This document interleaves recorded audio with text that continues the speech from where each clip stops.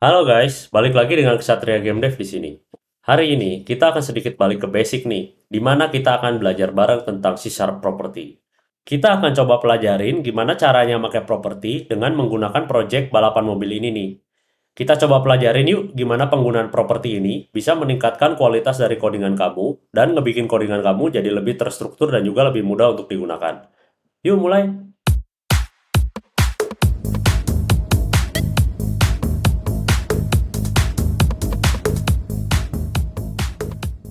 Kalau kamu mulai belajar ngoding pakai Unity, suatu saat kamu pasti akan nemuin suatu konsep C# yang bernama property ini.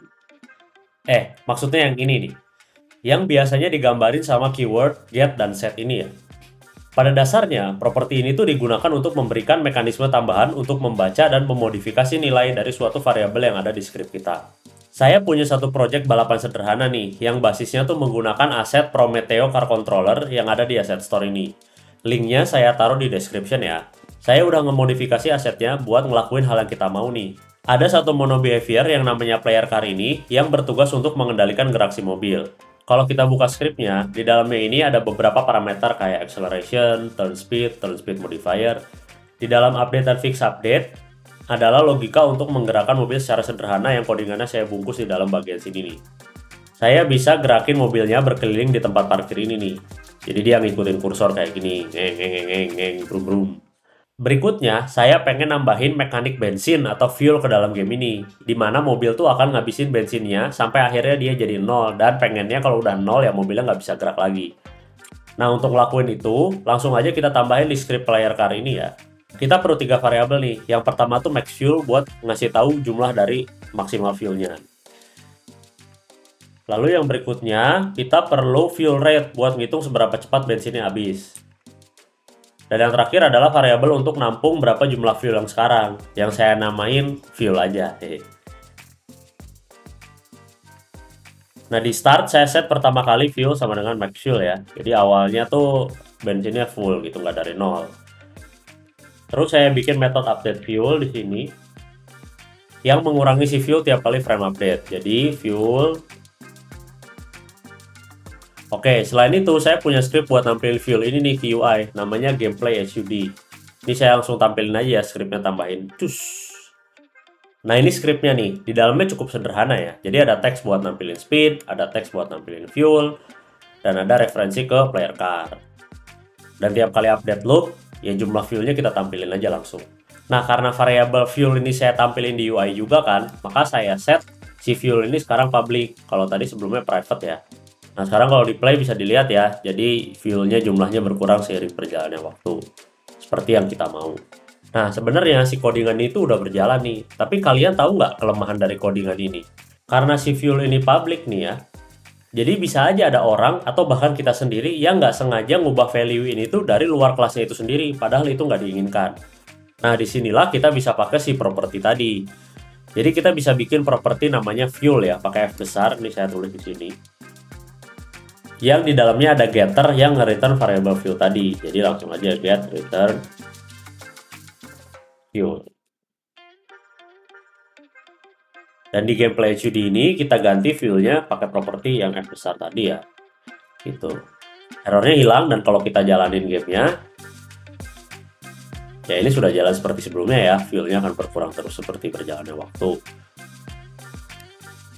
Nah, ini udah jalan seperti sebelumnya kan. Tapi bedanya kalau kita coba assign value ke property tadi, misalkan car.fuel pakai F besar sama dengan 100, dia akan muncul error ya. Jadi kalau kita lihat errornya di sini, property or indexer player card full cannot be assigned. It is read only. Nah, ini berarti kita tuh mendesain si fuel property ini tuh buat jadi read only property, di mana dia bisa dibaca oleh script luar, tapi dia nggak bisa ditulis oleh script luar. Inilah manfaat dari property yang pertama, yaitu kita bisa ngebatasin nih, yang mana yang bisa ditulis, yang mana yang bisa dibaca. Selanjutnya ya, ini aku hapus dulu nih. Sekarang kan kita nampilin fuel dengan angka aslinya ya. Tapi gimana kalau kita pengen nampilin persentasenya dari fuelnya, bukan angka aslinya lagi. Nah, properti ini juga bisa dipakai untuk kasus ini nih. Jadi kita bikin properti baru aja nih guys. Jadi namanya fuel percentage. Jadi public plot fuel percentage yang nge-return get return fuel yang dibagi dengan max fuel. Kemudian di gameplay HUD ini saya ganti fuelnya jadi fuel percentage ya, jadi car.fuel percentage. Biar tampilannya pakai 100%, saya kaliin 100 karena fuel percentage awal kan bentuknya 0,00 ya. Nah kayak gini.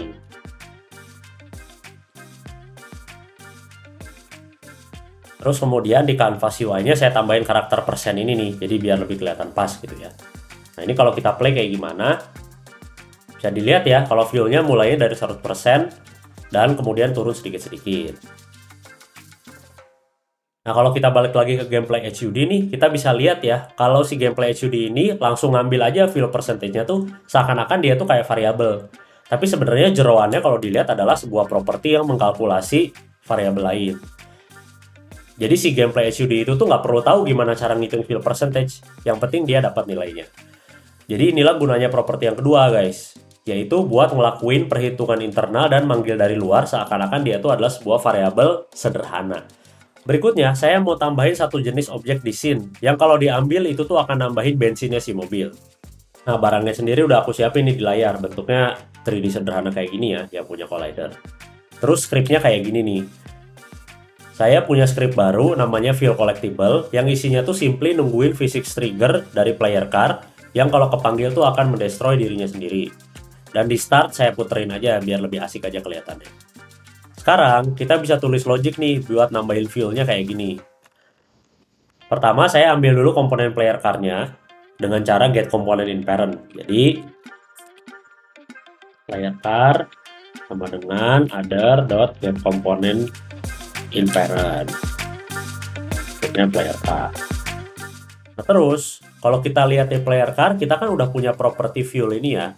Tapi kan ini baru ada getternya doang nih, baru bisa diakses di read dari luar. Sekarang kita bisa tambahin setternya untuk ngebuat dia bisa ditulis dari luar kelas, seperti ini. Set fuel sama dengan value. Nah jadinya di fuel collectible ini kita bisa nambahin logic player car.fuel sama dengan fuel amount. Yang fuel amount-nya saya kasih di sini. Field, private, float, fuel amount. Balik lagi di scene-nya nih, saya udah siapin prefab fuel yang udah gue pasang scriptnya. Dan udah saya sebar di scene-nya. Coba jalanin ya. Nah ini fuelnya udah nambah nih, bahkan lebih dari 100% ya. Sampai 400% malah nih. Kita coba ambil yang lain.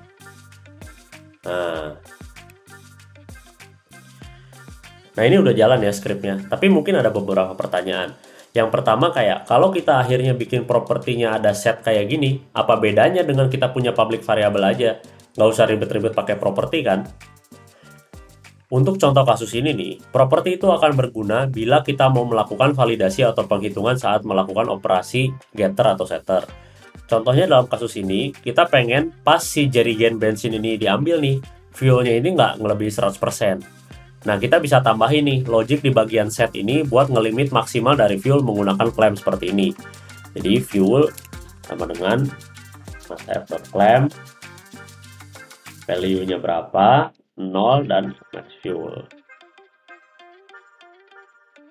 Dengan cara kayak gini, tiap kali bensin diambil, fuelnya tuh akan langsung terlimit nggak sampai ngelebihin dari 100%, nggak seperti sebelumnya.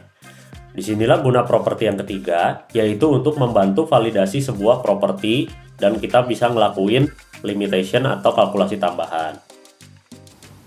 By the way, seperti yang kita lihat di bagian set ini nih, properti itu kan bisa kita tambahin logic seperti halnya metode biasa ya.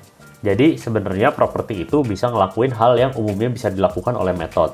Saya kasih beberapa contoh ya. Yang pertama misal di gameplay HUD ini nih, kita kan sekarang nampilin UI itu di bagian update ya, dimana tiap update cycle kita akan cek nilai dari fuelnya terus kita tampilin.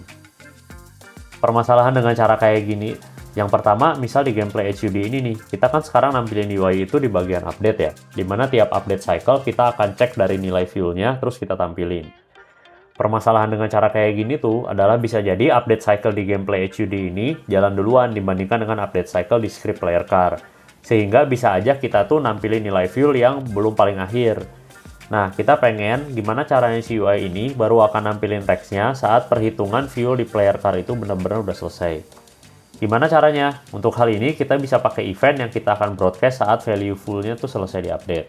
Pertama, kita ganti dulu implementasi update fuel di bawah ini jadi menggunakan property ya. Jadi pakai F besar seperti ini. Kemudian, kita bisa kasih event yang nge-broadcast kalau fuel-nya tuh ngeganti kayak gini. Jadi kita bikin event public, event tipenya action float, namanya on fuel change.